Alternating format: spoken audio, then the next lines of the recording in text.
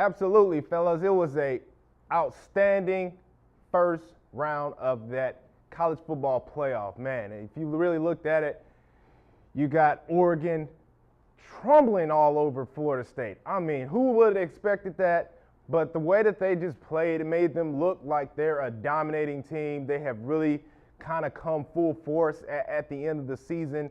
You know, you kind of expected it a little bit because you see Oregon put up these points against people all the time, and then in the big games they seem to fall off. But in this big game, they came to play. You know, and Jameis Winston, I'm sorry, but he did not come to play.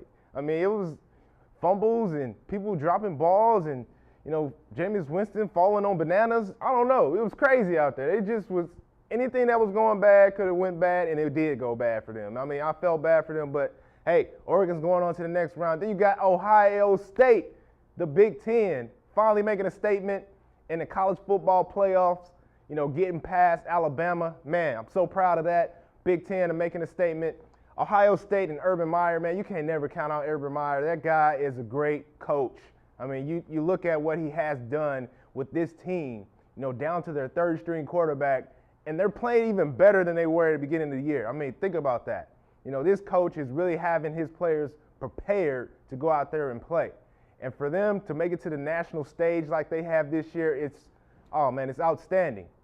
Now, we're in the national championship game, though, and it's hard for me to pick, but I like the Big Ten, but I'm looking at Oregon and the way that they just dominated Florida State, and I have to pick Oregon.